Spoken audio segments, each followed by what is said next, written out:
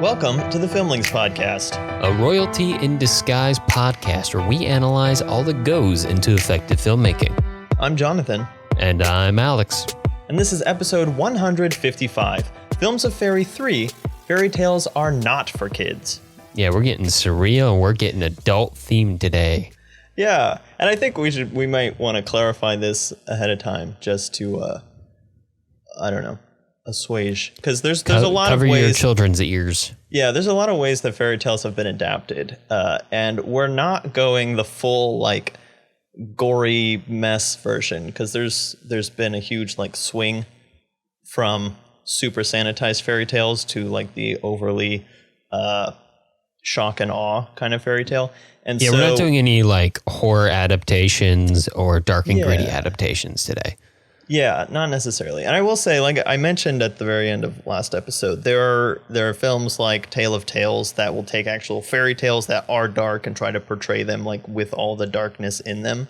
And I thought about including that, but I kind of like the set that we ended up with, because it's going to be a set of fairly traditional tales told with kind of just a more mature eye on them, and not some of them are still made for kids, but they're not necessarily pandering to kids. And I think that's they're not marketed to children, a la Disney. So Alex, are fairy tales for kids? Well, traditionally, from their origin standpoint, I would say quite a few of them were for kids. A lot of them are kind of moral teaching tales. They do have a lot of those But also elements. they were from a time where the delineation between being a child and being an adult and what was discussed and what wasn't discussed wasn't as walled off.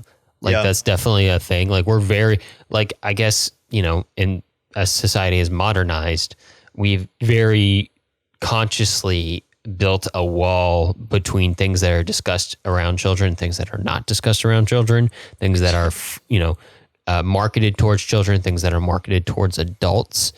And so and from our modern viewpoint, when you make a fairy tale movie, it kind of has to fit on one side of that wall or another, where the original fairy tales maybe didn't have that distinction to them. Yeah. So that's actually a super interesting point, because it's not necessarily that we've intentionally created this wall. Some people like Neil Postman have kind of looked at societies, and that distinction between adult and child information passing kind of has this distinction with literacy and literature. So once more of the population becomes literate, then there's just kind of a natural age at which children, have to develop a certain amount to be able to read, to be able to understand certain concepts. Before you have widespread literacy, you have children going to work with their parents at 8 years old, and they're just around a bunch of adults and hearing things that adults are saying. But once you have books, then you have a school system, and there's kind of a structure to it. School's got to be a huge part of it. Yeah. So then there becomes ages at which you release some of that information, because now information can be put in books that children don't have access to. So you can write things specifically for adults, and just know that there is that barrier there. And then you slowly release that over a period of a decade or two, through a schooling system. So yeah, and that's kind of the trajectory of fairy tales to some extent. So you have fairy tales starting off as folk tales, which is very much that pre-literate oral tradition. It's oftentimes with, in more classed societies, you have kind of the lower classes, the people who wouldn't have been as literate. They're sitting around, they're telling tales. Some of them are coming from deep beliefs. Some of them are just kind of tales to tell around the fireside. And so those are being told to a whole community. The communities are sharing those. But then you start to develop things like the aristocracy and stuff like that. And at least in Europe, you have this phenomenon where they have the upper classes have their servants from the lower classes who are bringing those tales with them, but then they're serving in positions like maid or nanny, and they have those tales and they tell them to children, and they kind of make them fun for children. And then it just kind of becomes a thing that, oh yeah, my kids talk about those stories or whatever. And then there's also an interesting period around the 1700s, which is going to come up again later in the Only discussion. 1690s kids will remember their maid telling them the Beauty and the Beast tale. Right. And then at some point in the 1700s, you have the salon era, if you will. And so this is where the upper class people, they have their social gatherings, and then there's often a period where the men and the women go to their different areas, and there's salons where the women will hang out and talk, but they're also not really, the women were not formally educated at that period, but the salons served as an informal education. And so they would tell stories, and a lot of female authors from that time period came from just telling stories back and forth in these salon periods. Sounds and it became very Mary Shelley. Yeah, exactly. So that was, and I think she was educated, but it's the same kind of thing. There was this whole, it was her and Lord Byron and someone else, her husband or something. And they were just like, and this is what I'm getting at, because this became a game, and it's very much like where Frankenstein came out of, which was these very literate, intelligent friends were like, hey, who can come up with the best scary story or technological tale or whatever it was. And Mary Shelley's just happened to be really, really good and got super widespread. But that was the same kind of thing that was happening in these salons. The ladies would be telling stories they had heard from their maids or that they had heard before, and then putting their own spins on them and making them fun and twisting them, which again is part of the reason why there are 1,000 versions of every fairy tale out there. And yeah, so there's all these different areas, but still it kind of just got this rap for being stories that you tell to kids. And when Tolkien's talking about this in his On Fairy Stories essay, that's kind of, again, the guide for this series, he describes it like fairy tales have been relegated as like the playroom of literature. Like this is stuff for kids. The adults don't really care if it gets, broken or abused or whatever. They just kind of like, these are the stories that the kids can have, and we're going to protect our like dramas and our adult comedies and stuff like that over here. This is our stuff. Don't touch this, kids. Go have your fairy tales. And Tolkien's like, it should be considered more like an attic of stuff that's been collected throughout the ages.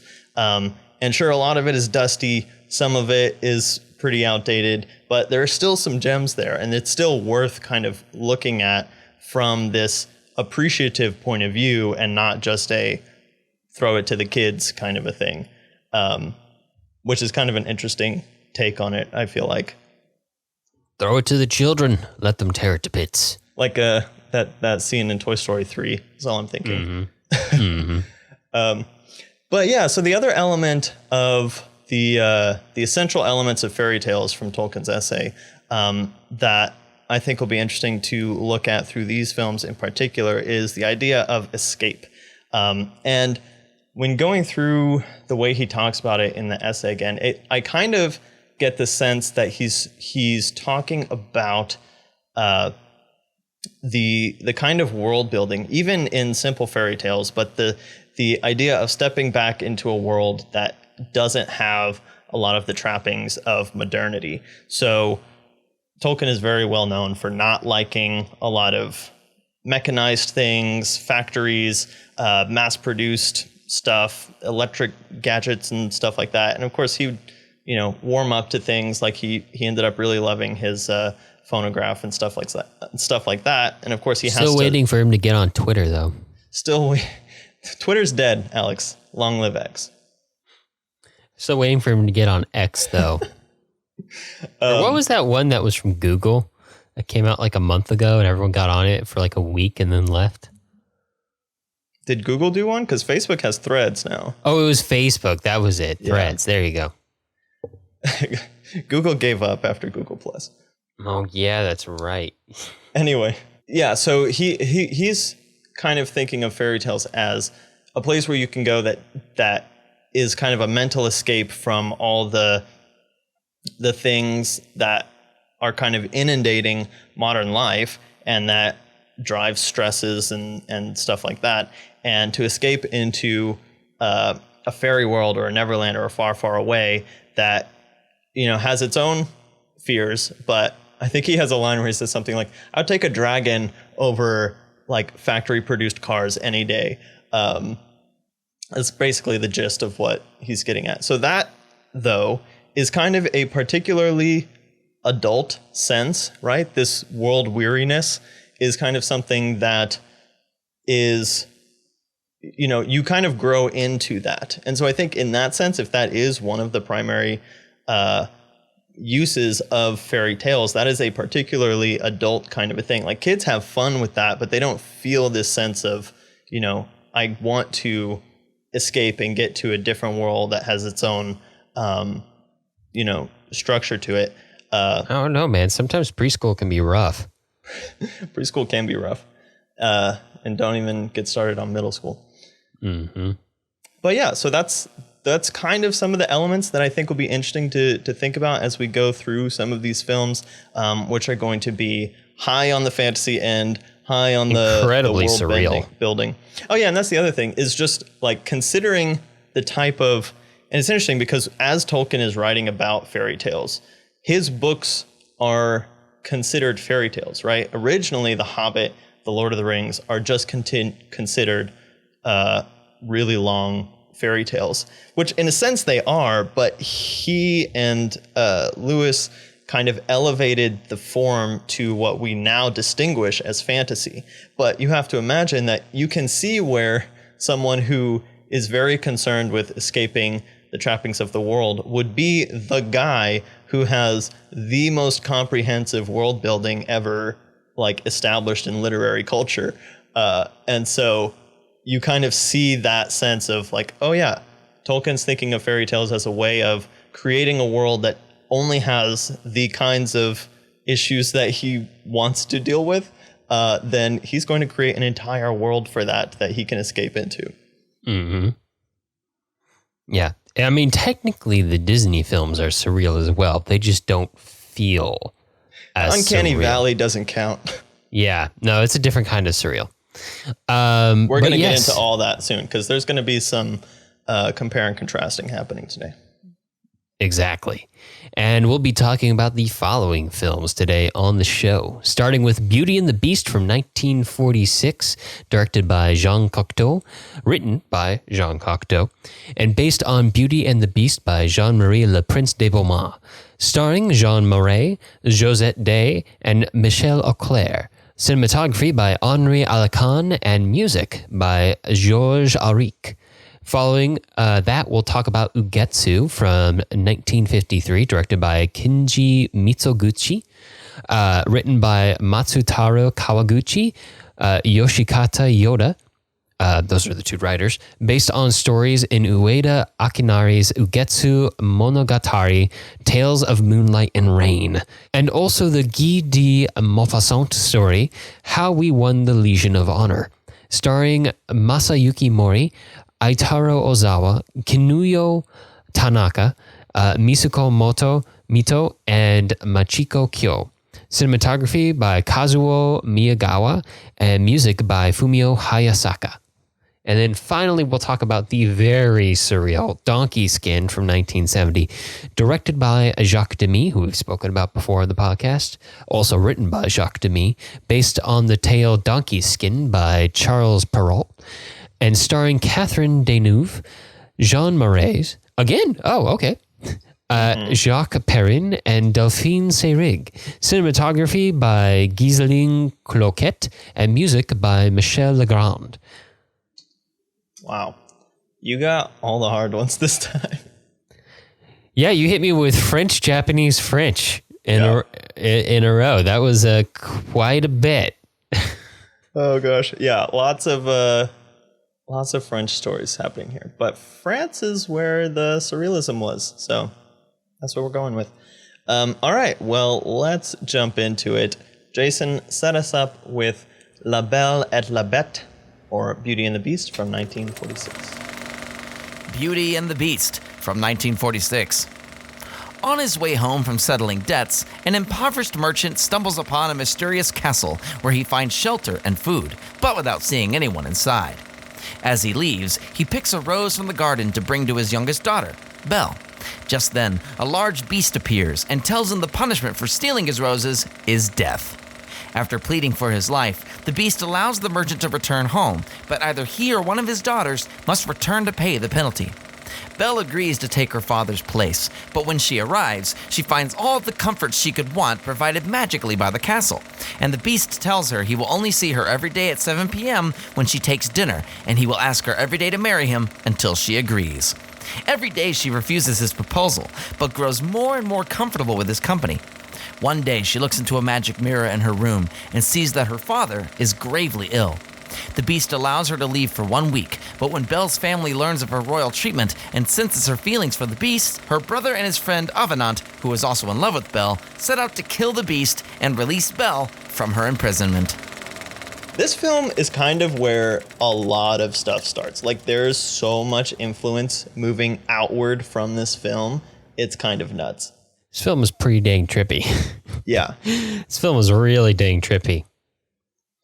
So I guess we kind of need to paint a picture of it before we start talking about it. Because if you have never heard of the film or seen screenshots of it, it's worth noting the film is in black and white. It is in stark contrast the whole time. It's actually, you know, the sets and everything is almost kind of small, but it's, when we say surrealist, this isn't the most literal expression of surrealism. It has a lot of those elements to it. But if you watch something like Jean Cocteau's Le Sang des Poètes, or The Blood of the Poet, that's ultra surrealist. He did a lot of he was part of the surrealist movement. So he has a lot of true surrealism. This actually, you know, has things like a narrative and characters and stuff like that. But when we're talking about the castle, everything is in black. It's almost like they filmed the whole thing in a giant black box, which was probably a studio. And there's only light on the few elements that we need to see: tables, a fireplace, etc. And there are living elements built in to the whole design. Talking about the castle specifically. So as they're going down the front walkway, there are arms holding chandeliers that you can tell are real people's arms. When they're standing by the fireplace, there are, I don't know what you call those faces that are like embedded in the masonry, but those are real people's faces, and their eyes open and they follow the characters around. They don't talk. There's no Lumiere in the film, but there is this sense that, you know, the castle itself is alive and is serving Belle and all this kind of stuff. But it's just like part of the, well, this word's gonna be thrown around a lot today, but it's part of the mise en scène of the whole story. So it's part of the things that are in the film. We've talked about mise en scène before, which is just how you arrange all of the items in the frame to give a certain effect. And obviously the phrase is French. The idea is very kind of French, probably coming from this era where, and also I was thinking that this film came out in 1946. So we're like in World War II. And so there's probably a necessity to the economy in the way that it's filmed, but it's also services the tone that Cocteau is going for.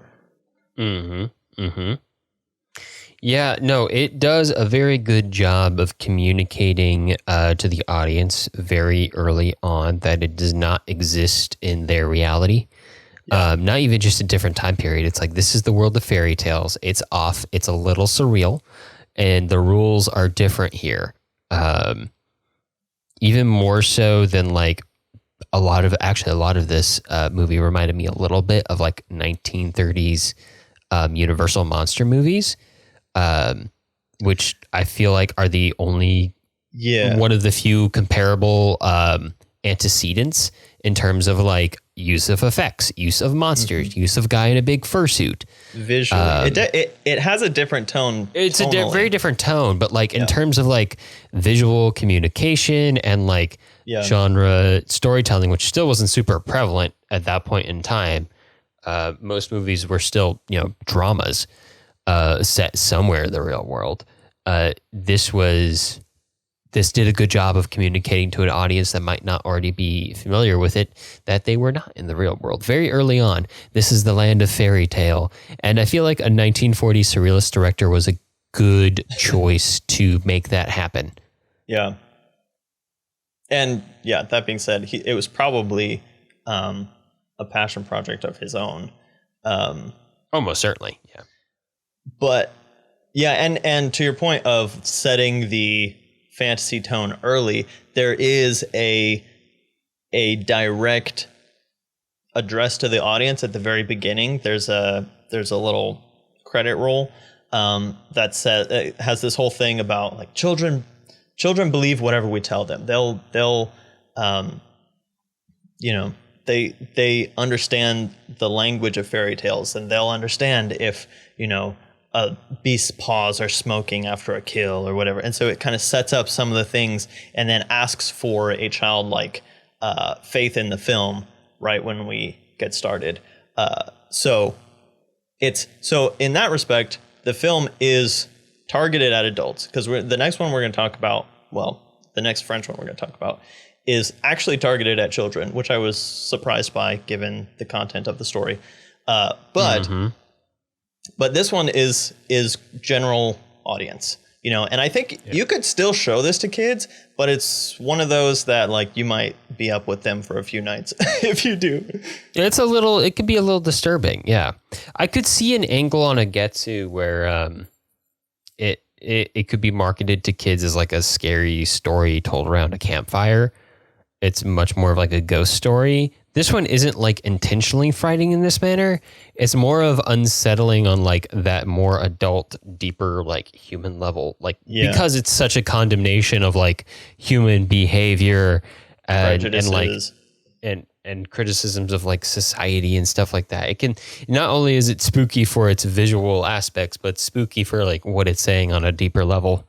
Yeah, I think it does kind of hit on those two levels though. Like kids would be probably really affected on the visual level, because I know there were films that just by nature of them being black and white, this is one of the most ridiculous things, because I don't get scared at movies that much, but when I was a kid, the Shaggy Dog was one thing that scared me.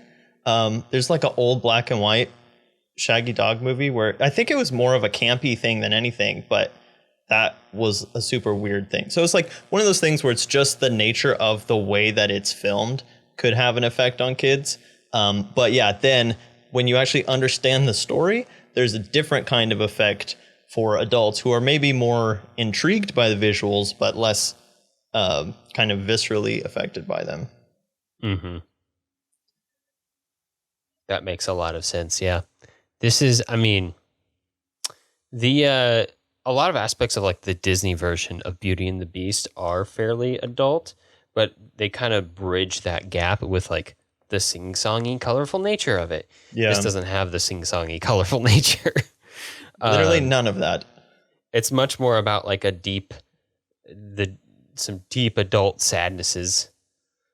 And it's really interesting too to look at, because when we talked about the Disney version last time, we mentioned that there are elements from the original story, but there's also elements that they pulled from this film. And I think that those elements are the element of Avenant, who is the suitor to Belle at the very beginning of the film. Proto-Gaston? Who comes. Yeah. So this is interesting, though, doing our spot the differences, is Avenant, she actually is in love with Avenant, and she just won't marry him because their family doesn't have the means or whatever.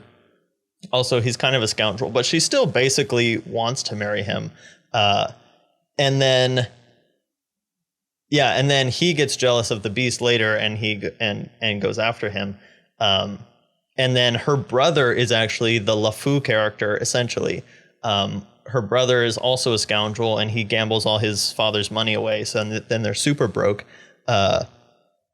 And so that kind of sets a lot of things in motion.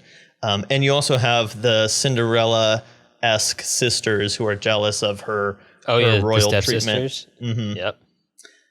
So there's a lot more of those kinds of elements. But the fact that Avenant is not kind of the super roguish character. He's like a little bit of a rogue, but more of a lovable rogue. And then until he tries to kill the beast.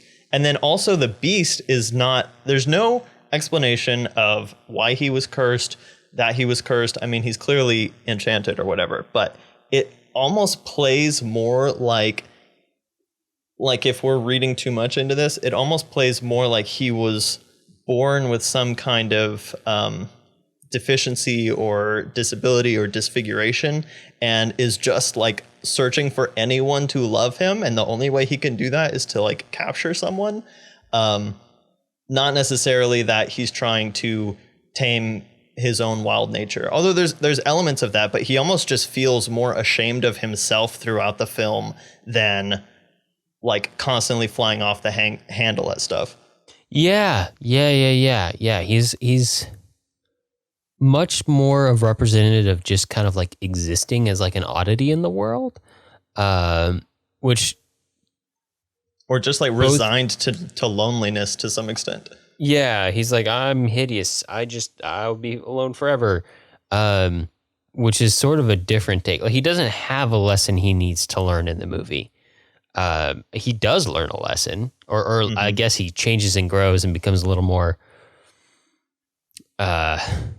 because he definitely has his walls up, very figuratively, right? His castle is literally representative of the walls he's built around himself to protect mm-hmm. himself. That's why he's so threatened whenever anybody crosses that line, even in an unthreatening manner, like Belle's father showing up and just taking a flower. So he kind of has his own journey to go on that's more self-motivated than anything else, rather than having a very clear plot device, as in a Disney movie. Yeah. Which is kind of like another notable change. Like the plot just kind of moves at more of like a natural pace, it feels like, where we kind of bounce off of like character decisions more than anything else. I don't know if do we have a huge ticking clock? Is the rose in this one? No. So the rose just starts it because he steals the rose, and the penalty for stealing the rose is death. Mm-hmm. And then the only ticking clock that wasn't really used in that way is, so she has to stay there, essentially forever. And he proposes to her every night, and she continues to refuse him. But then her father is sick he's just, dying of worry because all of his money is gone. He's assuming that Belle is dead. And so she sees him in the magic mirror, and they add a few more of the magic elements. There's like the magic gloves, that will transport her wherever she wants, and there's the magic mirror, the magic horse that'll take her to the house and back, and then the Diana statue that will come to at the end. But so she sees him in the magic mirror, and then the beast gives her 1 week to go home. And this was an element that was in the original story that I don't think they really did in the Disney one, but he gives her a certain amount of time to go home. And then when all her family, her sisters in particular, see all her jewels and stuff like that, then they get super jealous. Yeah. And so, her father is kind of the ticking clock, and then her family tries to delay her going back and keep her from the castle. And then she looks in the mirror again and sees that the beast is dying of ennui or something. That's such a French thing to do. It's such a French thing. But he literally is just dying of sadness because she left. And then she rushes back. And then at the same time, because I think that was basically it in the original story, is the beast is dying of sadness and she goes to reunite with him. And then realizes that she actually does love him when she sees him dying. And then in this one, they add Avenant and the brother. What's the brother's name? Something silly. Anyway, they go and they try to kill the beast. Ludovic is the brother. And they go and try and kill the beast. I was about to say, it starts with an L. And I was like, that starts with the same letter LeFou starts with. Yeah. So I'm super interested in the way that it ends, because they go to kill the beast. They end up finding, well, she had told them, because that's the other thing, is there's the magic key that opens the magic garden safe that is the source of all his magic and power and stuff. And so they break into that without using the key because they assume it's booby trapped, and they come in through the ceiling, and then Avenant gets shot by the statue of Diana. And at that moment, the beast revives and becomes the prince, who is also the same guy who plays Avenant. And so there's this really, really interesting twist that Cocteau throws at us, which when we talked about the story last time, we said that the beast and Gaston are foils of each other. And here they are literally, it's almost like Avenant was the darker side of the beast, that once he's killed, the beast can now be his true self. But it's done in this really weird, subtle way that totally caught me off guard at the end. Yeah, right. It's a very fitting, like, I'm trying to think about how I'm trying to explain this. It's a well-delivered message, but the way in which the plot progresses and the flow of the story and the depth of the meaning is not as, like, smooth and straight line as a Disney movie is. It's more naturalistic in a lot of ways, which is weird to say in a surrealist film, but like it kind of moves at a more natural pace that you'd see in like a period drama of the time, which was very popular in 1940s France, and something that the French New Wave would later rebel against. But this is like a very surreal take on that works very well for delivering the message of a fairy tale to an adult audience. That is very show, don't tell. Nobody says the plot or the theme very blatantly.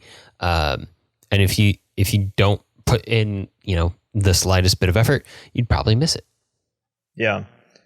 And yeah, there's kind of this section that I think we talked about in the Disney version too, but there's a whole portion of the story where it's basically the tale as old as time section of the Disney version, right? Where they're just spending time together, getting to know each other, getting used to each other. And so there is kind of that meandery section to the middle of the film, but it's kind of necessary because the point of the film is, the building of affection over a period of proximity or familiarity or whatever. And so you kind of have to watch that happen. And they do a really good job of having some of those scenes where the beast is still kind of like always self-deprecating. And then at some point she gets upset that the beast is late to her dinner because he's supposed to come every night at 7. And at first she's like terrified of him. But then eventually she's like, why weren't you here? You were supposed to be here at 7. And he's like, oh, you were waiting for me? So you get some of those little changes throughout the story as you see the affections change. Yeah. The love story is much more developed, I think, in this version of the film. Because you have to show it, not sing it. Yeah. What, you mean singing isn't a good cover up for lack of emotional depth in a tale? What? That's not what I'm saying. Yeah. Oh, also, I mean, the dang makeup on the beast is so good. They have some close-up shots on him, and the film has been totally restored, and it still looks great. Yeah, no, it works. I mean, honestly, like, you could sell this as just like a highly stylized modern release, and I'd buy it. Like, I would not think it would be. It's A24. This could easily be an A24 movie. Yeah. But I mean, whenever I see something like this where they've done all that makeup work and somehow they have it all over his face and his mouth still moves and like you can still get his expression through all of that fur and whatnot. And then you see the CGI beast from Disney and you're like, it doesn't hit the same way. It's very frustrating. And then you see you see the cups with the little CGI faces on them. Oh gosh, but just that incorporation of the subtle human living elements in all the set decoration is just such a good touch. So again, when we're talking about the ways that you deliver fantasy on film and the ways that, you know, film removes some of that imaginative element from literature, from or oral storytelling, where you're literally filling in all of that with your own mind, doing things like this where your mind is trying to piece together things like, oh, that's a chandelier, but it's also kind of human. And so there's a disconnect in your brain, but it's all secondary to watching the story happening. I think that's a really interesting way to deliver that kind of fantasy without just animating it. Yeah, that's a good take on it. I mean, I will say this is a very, again, it feels like I'm just punching Disney, but I also don't mind doing that. I feel like Disney films are very good films to just shut your brain off to and like let the movie wash over you. That's the presentation of it. And you don't necessarily really engage with the movie unless you return to it or think about it later, which isn't a bad way to engage with the movie by any means. But it also means you're not necessarily very actively engaging with the content being presented to you. But I will say Beauty and the Beast 1946 does do a very good job of demanding your attention in a lot of ways and being very intriguing and very interesting. The tension and release, the mise en scène, the surrealism makes it very hard to look away and not pay attention to the movie. Yeah. And on the other hand, like some of the original reaction to this film and to the surrealist movement in general is that surrealism has this kind of quality, this almost non sequitur quality of dreaming. And this is definitely one of those films that if you're not watching it fully awake, you can definitely feel like, wait a second, did I catch everything? Am I awake or what's going on? If you are watching it while you're awake, you'll still feel like you're watching a dream. Yeah, that's true. It kind of matches that dreamlike quality that a lot of silent movies have. Yeah, just kind of naturally. Except, if you don't understand French, you still have to stay awake to read the subtitles. Yeah, I mean, you could just do it the easy way and just learn French. That's true. All right, well, with that, let's go to Japan, talk about Ugetsu. Jason, set it up. Ugetsu from 1953. As Japan descends into civil war, Genjuro, a rural farmer, leaves his wife and child at home to sell his pottery at a local market in hopes of making a small fortune. He is accompanied by his brother-in-law Tobe, who dreams of becoming a renowned samurai, and his wife. When a mysterious woman asks Genjuro to deliver a purchase to her nearby manor, he finds it harder than expected to remember his obligation to his wife and child, who are facing the perils of war back home. Meanwhile, Tobe runs off to buy armor and a spear with a share of the profits, leaving his wife alone in an unfamiliar city. All right, Ugetsu is not really a tradition, like it on the face of it, it doesn't look like a fairy tale, but I think it has a lot of overlap that will be interesting to talk about. Where I kind of want to start is the origin of the stories that build out Ugetsu. So Ugetsu is based off of more or less 3 stories. 2 of them, because there's 2 different storylines, right? There's the 2 brothers or brother-in-laws or whatever they are. And they kind of have their own story that have thematic parallels. But our primary story with Genichi, what's his name? Genichi's the kid. Genjuro. Genjuro's the father. Yeah. So Genjuro's story is based on 2 stories from the book Ugetsu Monogatari, which again is Tales of Moonlight and Rain. It's a collection of spooky supernatural ghost stories, basically Kaidan, which we talked about Kaidan stories before when we covered the film Kaidan. But interestingly, when I was looking this up, Kaidan have almost an exact parallel to the salon parlor fairy tales that were happening in Europe at almost the exact same time. So in the Edo period in Japan, there was this Buddhist storytelling game called Hayaku Monogatari Kaidankai. So that's the name of the game, which is basically 100 ghost stories, I think is what it comes out to. So essentially in your house or whatever, there would be 3 rooms. In the third room, you would light 100 candles and put a mirror in the middle. And then everyone at the gathering would sit around and everyone would tell a spooky story. And once you've told a spooky story, you go into the third room and you look at yourself in the mirror and then you blow out one of the candles and then you come back. And then someone else tells a story. And you're supposed to do that 100 times throughout the night. And sometimes people would not even get to the end because apparently it's something about once all the candles have been blown out, it's like the perfect conditions to release the spirits or something like that. So people get so scared of all the stories they've been telling that they don't want to blow out all the candles. And so it's I don't think that the stories from Ugetsu Monogatari came necessarily from that, but he was writing in the Edo period while that's kind of the in vogue pastime. Which also, by the way, when looking through all this stuff, I just realized like how much good storytelling came from a world that didn't have Netflix. Like, if you don't have unlimited access to stories, guess what? You got to sit around with your friends and make them up yourself. And that just sounds like a great time. There's my side note. Right. But anyway, I think that Kaidan does have a very close tie to fairy tales because they have kind of that magical, that element of the wonderful, the unexplained. It's just that it's usually more in the spooky realm or in the afterlife realm.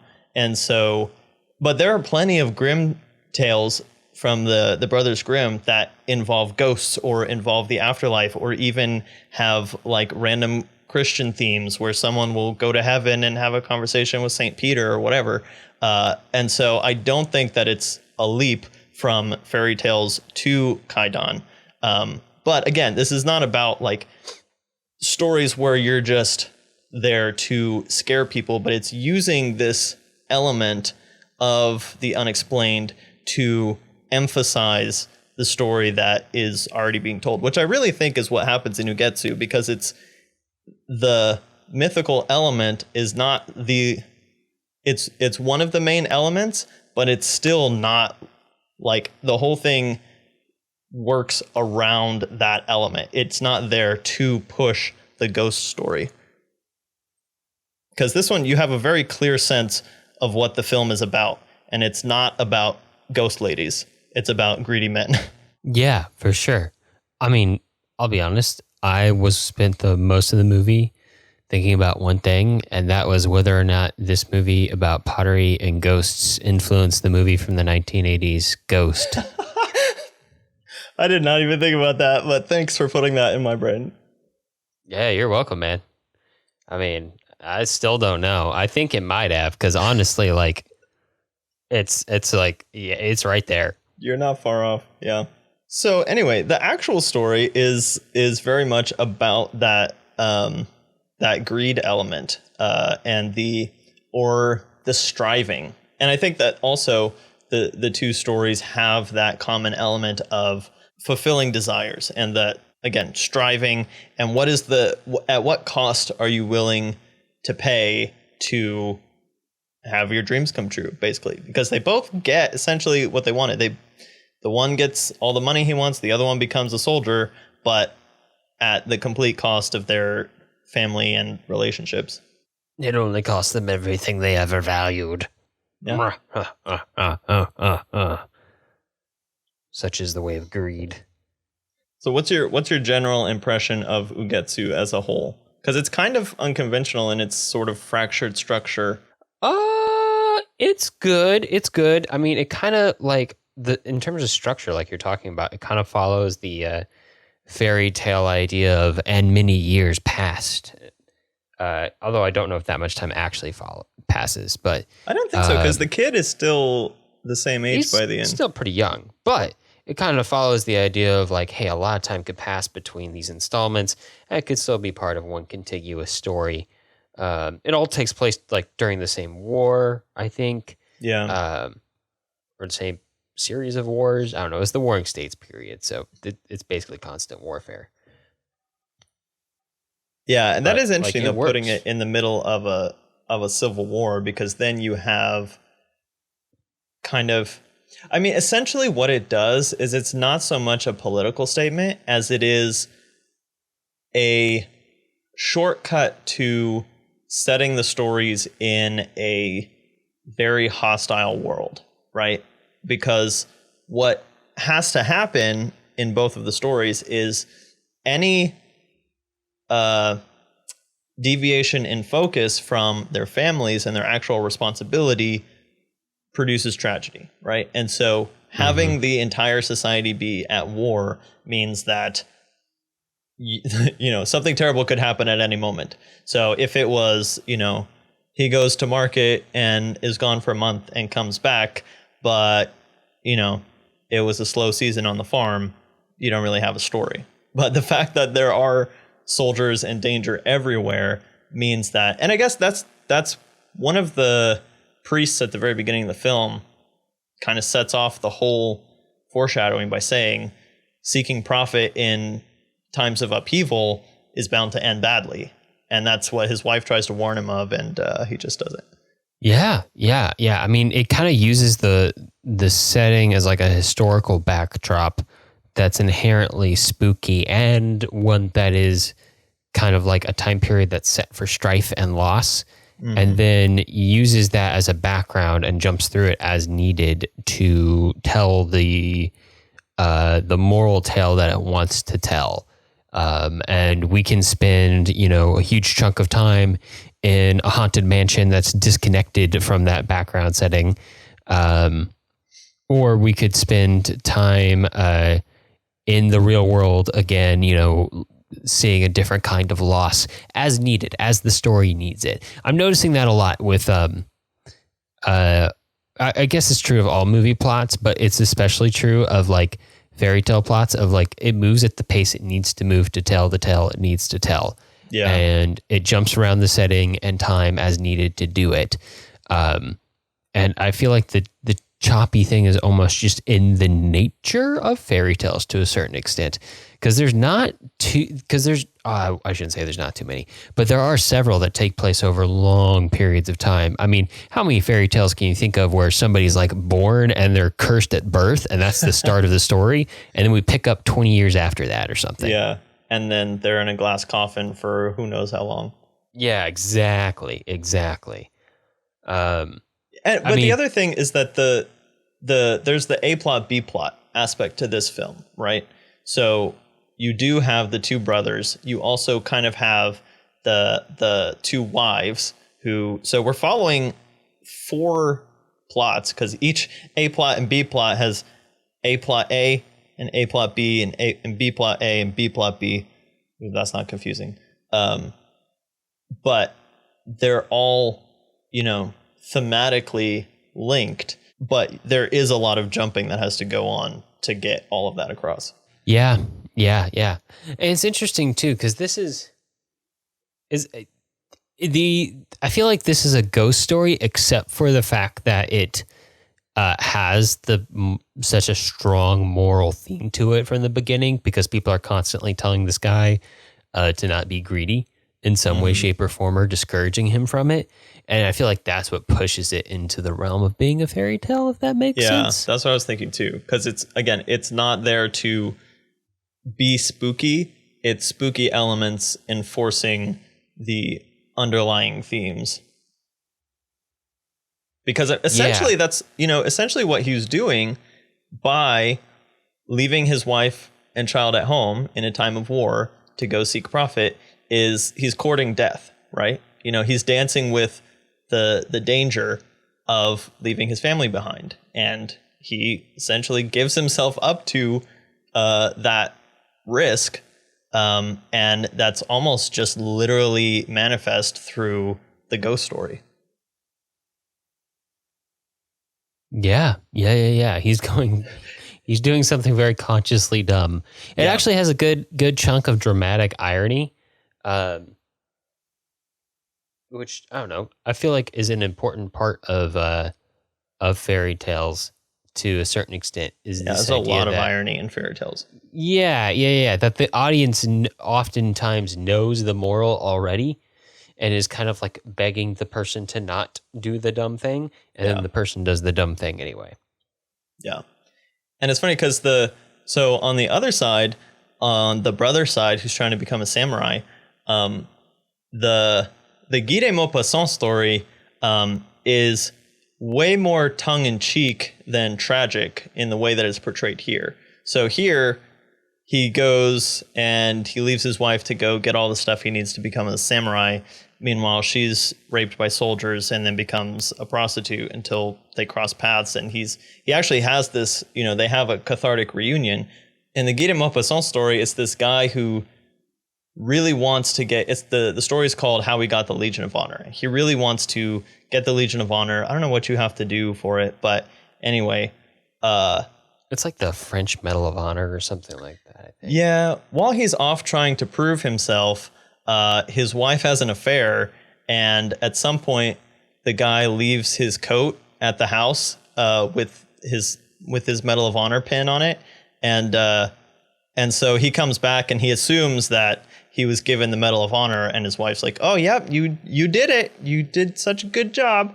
So it's almost more comedic than this one, which is much more of a tragic take on it. Oh, for sure. And sure. Ultimately, Alex, let's be real. This is a story about #hustle culture. Is it not? It is and it isn't. I found this really weird because ostensibly, like the idea of, because the problem isn't that he wants to make money, it's that he wants to make money with the idea of becoming rich, which is where it pushes it into hustle culture, right? Yeah. Because like at the very end, he's like, well, I'll still do my work because it's what has to be done to make money for my family or my son now. The interesting thing is so he has a line at some point. I don't remember if he says it to the ghost lady or not, but he says, "I'm a farmer. The pottery thing is just a hobby." Like, it's his side gig that he's literally just killing himself over. And then they have that whole sequence where once he makes a little bit of money, he makes more pottery than he's ever made in his life with his brother-in-law. And they're exhausted. And their wife's like, "I've never seen them actually work this hard." And so he's just like, he's literally killing himself over his side gig. Hey, man, inflation's hard. You got to cope somehow. And then you have the... I mean, it's a thirsty ghost, right? I mean, the whole point... You catch that? The whole point of the ghost story is the handmaid is like, our whole clan was killed, and the lady died without ever having known love. And so she has come back from the dead just to get married and be with a man because she died without having known love. So there's some selfishness happening on a lot of levels. Just like the 1980s movie Ghost. Just like the Ghost. Yeah. All right. Now that we've descended into Patrick Swayze territory, let's move on to Donkey Skin from 1970. Jason, take it away. Donkey Skin from 1970. Once upon a time, there was a king who promised his wife on her deathbed that he would never marry another woman who was not more beautiful than herself. But when his advisors tell him he must marry to produce a male heir, the only woman he can find in all the surrounding kingdoms as beautiful as the late queen is his own daughter. The princess, distressed at her father's proposal of marriage, consults her fairy godmother, who suggests a series of seemingly impossible requests for the princess to make of the king, and ultimately helps the princess disguise herself in the skin of the magic donkey that was the source of the kingdom's wealth in order to escape the kingdom. Now a scullery maid in a neighboring kingdom, she catches the eye of a Prince Charming as he is surveying the lands. Without knowing her identity beyond her infamous clothing, the prince must find a way to marry Podon, or Donkey Skin, without jeopardizing his royal status. Meanwhile, the fairy godmother has some private plans of her own. This film is not what I expected at all. I don't know what I expected. I didn't expect a helicopter.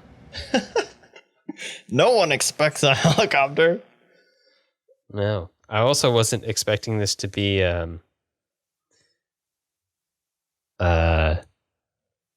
I mean, like you knew from the summary before you read it, I wasn't expecting it to be so centered around incest.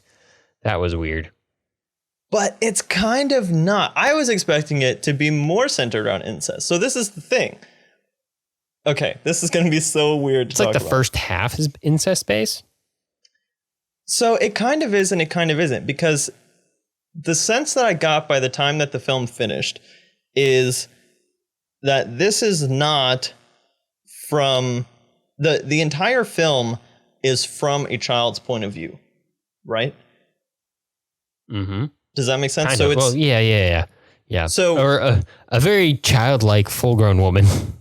Yeah, but it is like, so the film is made for kids. I'm just gonna put that out there, and then the way that the film is presented is very much like everyone in the world has a child's perspective on the world. And so you have everything is like child logic. So even the father, when he goes to the wise man who's just like upstairs all the time with his owls or whatever, and then he reads in his book and he's like, when little girls are young, they will always say they want to marry their fathers.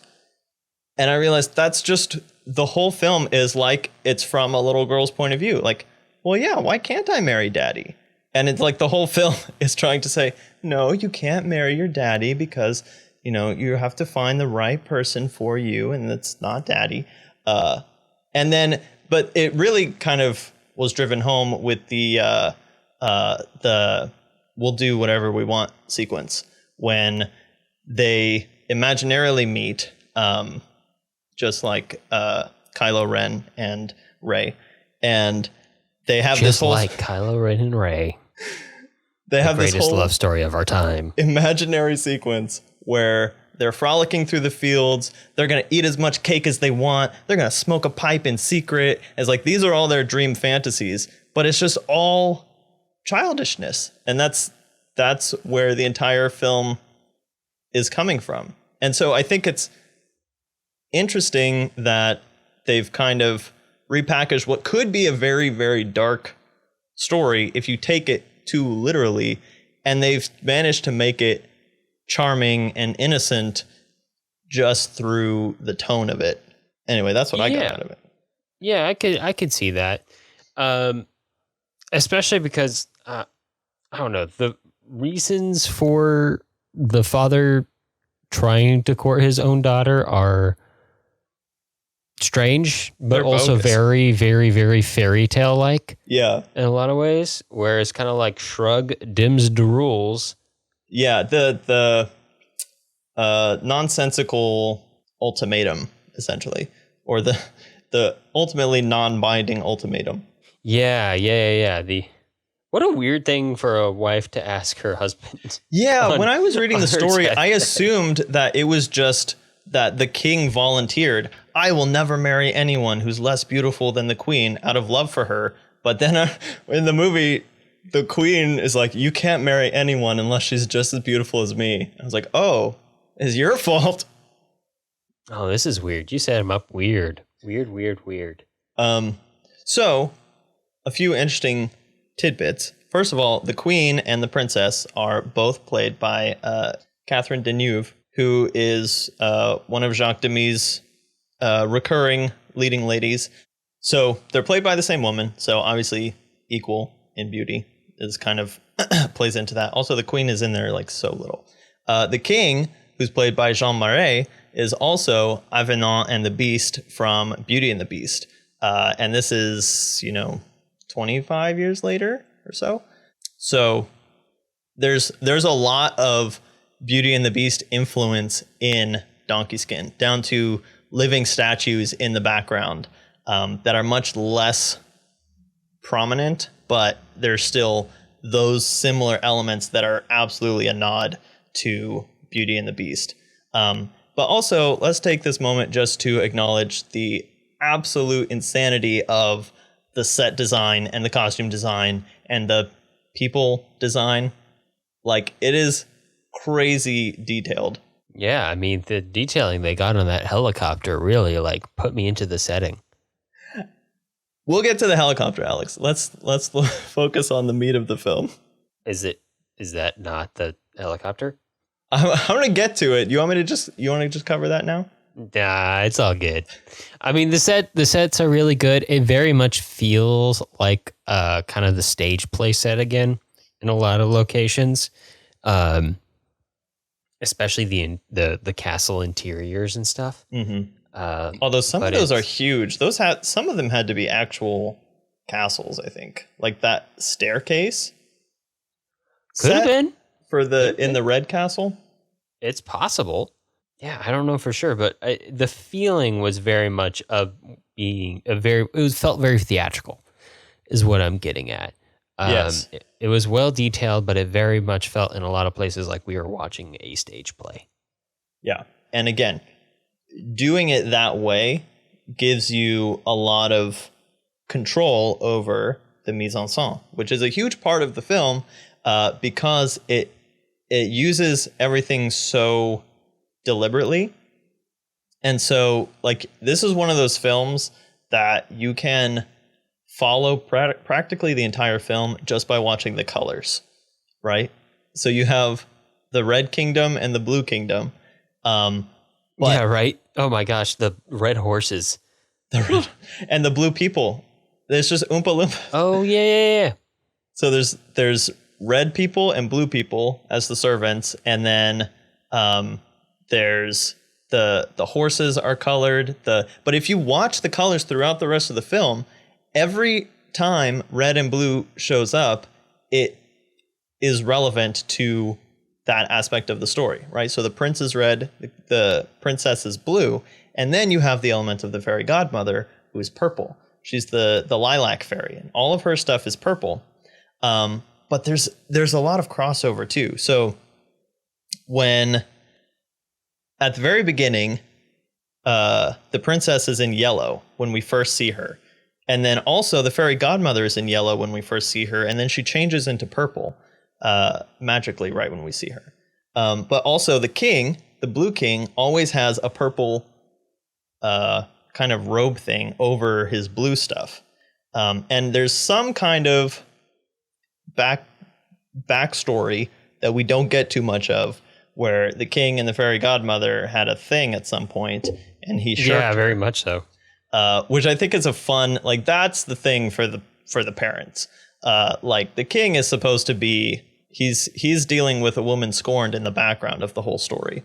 The other thing is the throne of the Red Kingdom has all of these statues on it, and if you look at the statues, it's some kind of red fawn, and there's a blue mermaid or something who's kind of kneeling and reaching up towards him, basically in the posture of of offering the ring.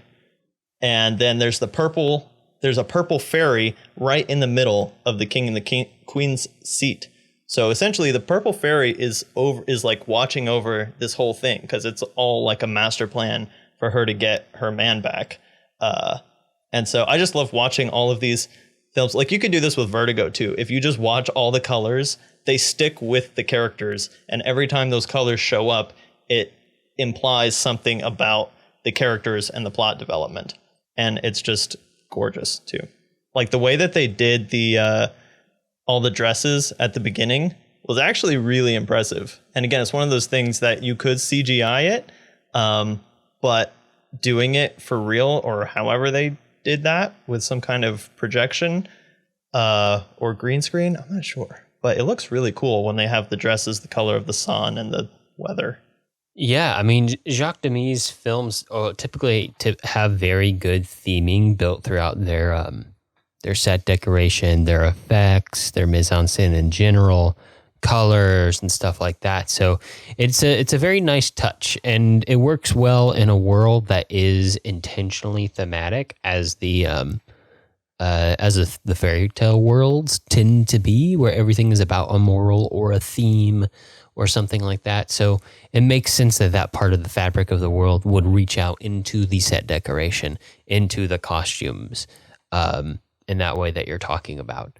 And it is very signaturely Jacques Demy. Very, very, very much so. Yeah. And then obviously the donkey skin itself is kind of just the epitome of neutral, unidentified color, which then has kind of at the end, it's almost got a non-magical skin changing theme throughout it. So Beauty and the Beast is the classic example of the enchanted royalty who has to find true love to reveal his true form. This is almost the same thing, but it's just more literally taken. Yeah. I did see a really good post, a good review where somebody was like, it's ridiculous to think that Catherine Deneuve would be thought of as ugly just because she was wearing a donkey skin. Yeah. But again, that kind of plays into like the theatrical nature of the of the piece, right? Like there's a little bit of suspension of disbelief that goes into it. Speaking of suspension of disbelief, all right, why the helicopter? So I don't know if you caught this, but I didn't catch it at first either, but I was watching some of the special features on the Criterion edition. But when we meet the fairy godmother in the woods, she has a telephone. Did you notice that? Did she? Yeah. Oh. There's a literal telephone on a stump. And she's always making comments about, oh, no, you won't get that yet. Or that's not of your time or whatever. And then, do you think is the fairy godmother like a Merlin character? Yeah, something like that. Because also the king, who obviously has dabblings with the lilac fairy, when he's trying to win over his daughter, he reads her poetry, but he says, here's some poetry from the poets of tomorrow. And then he reads something about Oedipus, I think. Or not Oedipus, Orpheus. Yeah, so the thing that I think is really interesting about bringing in the helicopter at the very end, because at the very end, the princess and the prince are getting married, and the king and the fairy godmother come to the wedding, and now they're together. But they show up in a helicopter, which the helicopter has... Did you notice all the paintings on the helicopter? I know it was painted up, but I did not derive any specific significance from them. I didn't analyze them that closely. Okay, so the painting on the helicopter is... The background is shades of blue with a big white cat or some kind of white lion on it, which looks almost exactly like the giant random white cat that the king is sitting on as his throne in the Blue Kingdom. And then there's a tree behind the cat, and the tree has red jewels hanging off of it. So there's some kind of connection between the red and the blue. And obviously the lilac, the purple fairy kind of combines the two kingdoms. So again, all of those things are in there. But my take on the use of the futuristic elements is that in the context of the fairy tale and this far, far away Neverland, our modern stuff is the magic, right? So using art every day in a magical setting becomes the magic for that magic setting, which is a really interesting take. There's magic all around us. There's magic everywhere. But I mean, even in this magical world, no one can fly. So that would be like the most magical thing they've ever seen. Regardless of the fact that your donkey can poop jewels. Yeah, screw your jewel pooping donkey. We got a helicopter. So yeah, I just love that. It's almost just like a wink and a nod at the audience in general. Yeah, I guess it's a good way to incorporate magic into your movie and have it be a little quirky. Yeah. and attach it to real life a little bit better for everybody. And it certainly adds to the kind of unreal feeling, which is weird that the realest parts of the movie make you feel unreal. Yeah. Right? Yeah, it's one of those things, and it's really nice that they have the telephone in there where you're not even going to see it the first time. And then they just slam you with the helicopter at the very end, but they don't bring it out until the very end. So you've already had that release. You've had that catastrophe moment, and then it's just kind of one more thing to laugh at before you leave the movie. Because if they had introduced it any earlier, it would have just kind of ruined the whole tone, I think. Yeah, and this story too is kind of interesting because it's a variation on Cinderella, which might have the most variations ever. I'm not sure. But also There's a lot of Cinderella out there.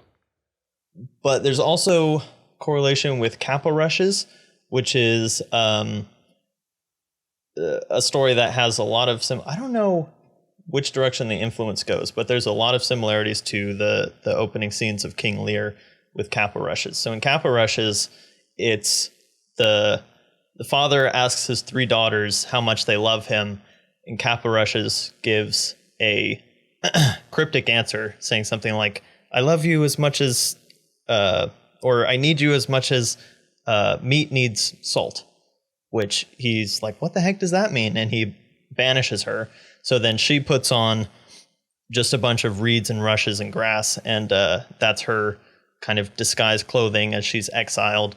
And then she ends up being the Cinderella character, finds the prince, gives him, or like works the ring into his food in the same way that happens in Donkey Skin. And then at the end, when they're having their wedding feast, the king is there. He doesn't realize that the new queen is his daughter, but she orders all the food to be made without salt. And then all the guests are complaining about how bland the food is. And the king realizes, like, oh, that's what she meant, that the meat needs salt. So anyway, there's kind of some elements of that in there. There's obviously the Cinderella elements.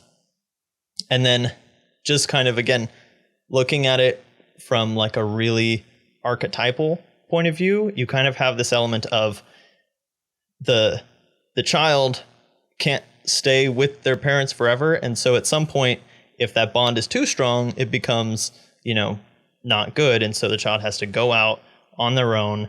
They kind of feel, for lack of a better term, like naked in the world, stripped of all the comforts of home.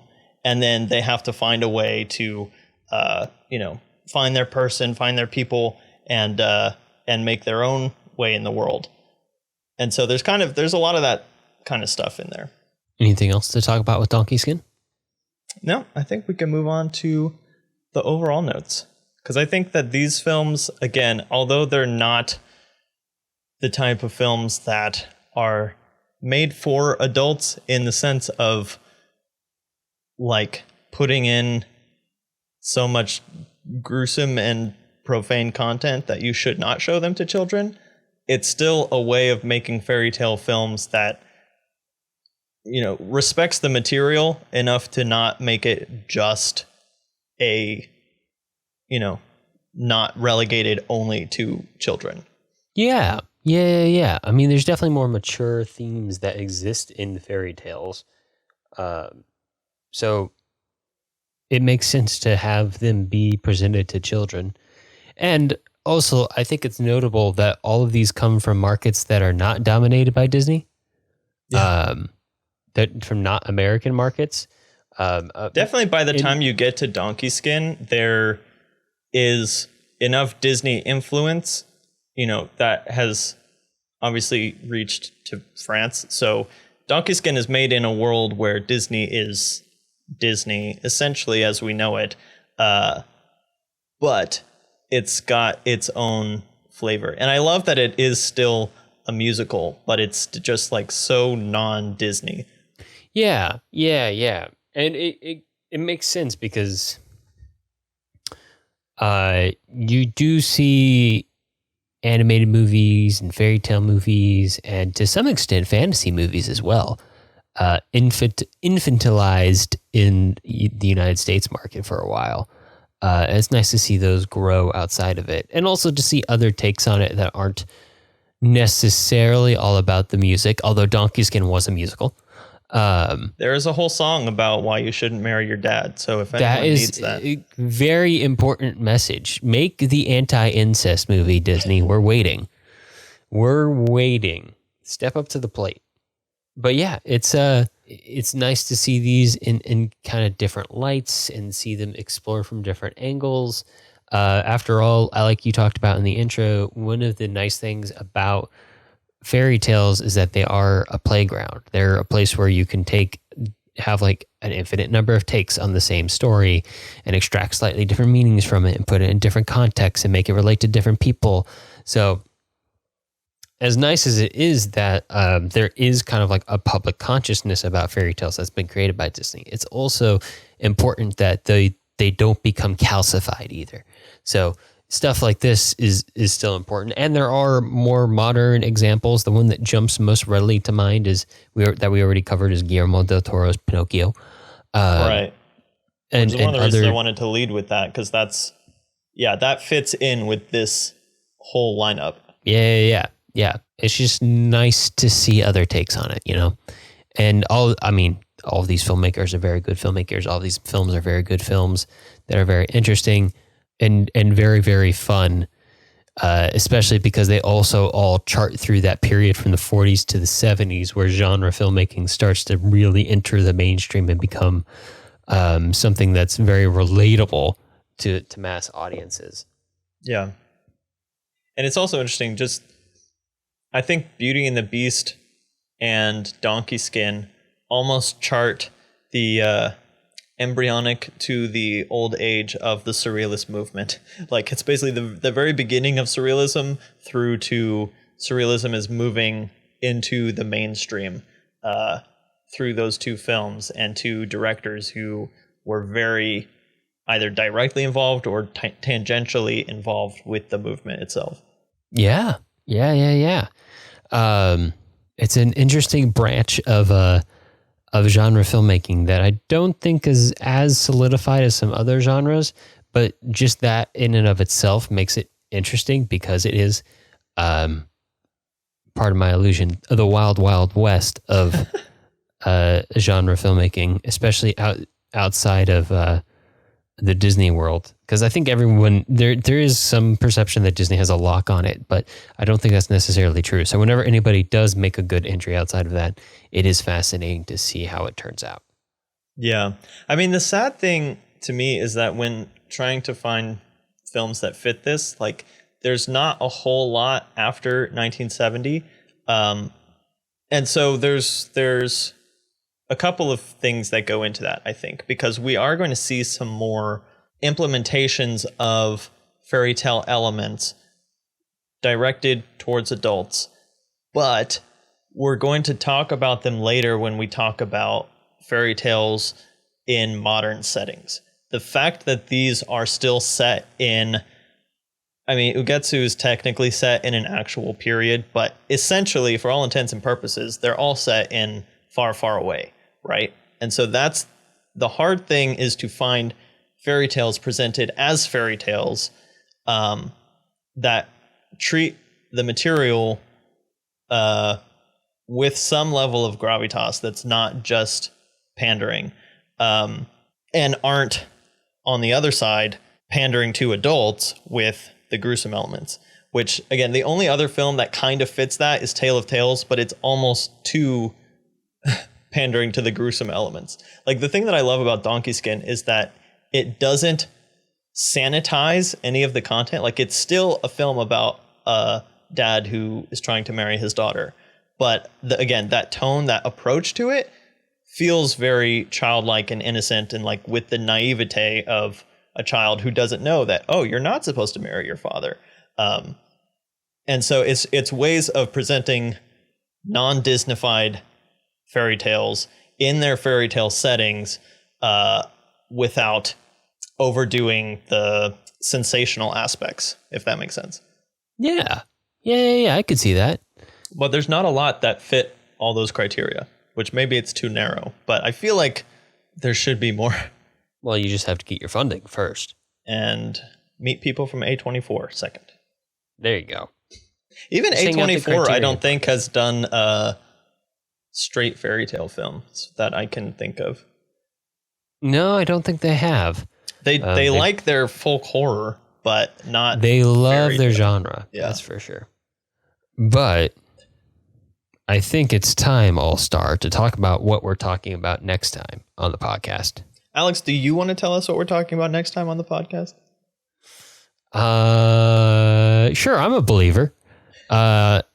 First up, we're going to talk about Shrek from 2001. That's right, we're finally covering Shrek. It only took 7 years. The source of so many memes. And then we'll be talking about AI, artificial intelligence from 2001, or Robot Pinocchio. And then finally, Maleficent from 2014. From the villains are just misunderstood people era of fairy tales. But that is what... So, yeah, the theme that Alex was so excited about Shrek that he skipped over. The theme for the next episode is fairy tales with a twist. And so Shrek... Of lemon? Yes, with a little twist of lemon, or onion, if you will. But yeah, we've kind of covered the essentials of fairy tales. We've covered Disney. We've covered how you don't do them just for kids. But fairy tales in the more recently have been adapted, changed. Taking the groundwork of what fairy tales are and then changing them up and doing something different with them. So each of these are kind of emblematic of a different kind of twist on fairy tales. So Shrek is the mashup, put all the fairy tales together into one film. AI is take the magical elements of sci-fi and make them scientific or sci-fi elements, which when I watched that film, I knew it was like a Robot Pinocchio, but I didn't realize it was the Robot Pinocchio. Anyway, we'll get into that. It's Robot Pinocchio, 100%. And Maleficent is a stand-in for Wicked, because no one's made a good Wicked film yet. But yeah, it's the misunderstood villain, which has its own string of films. But I think Maleficent was pretty much the first one that made that super popular in film. Yeah. It was part of a trend in the mid 2010s, for sure. You could say that that's Shrek too, because ogres are the traditional villain, and that's part of the themes of Shrek. But we're going to take it more of the mashup realm. Yeah. Except Shrek doesn't actually go around doing bad guy stuff. Yeah, that's true. So that's part of the difference. But either way, that's all the time we have for this episode. To find links to things that we talked about today, as well as a complete list of past episodes and all 474 films we've covered so far, visit thefilmlinks.com. You can also join us for ongoing film discussions on our Discord server. And to stay posted about upcoming episodes, follow us at The Filmlings. Summaries for this week's episode were recorded by me, Blue Jay. You can find everything I do at thebluejayproject.com.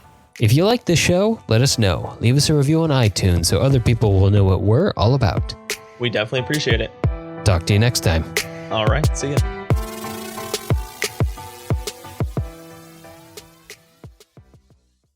All right, Alex. Beauty and the Beast by Jacques Cousteau. Jacques Demy, Jean Cocteau.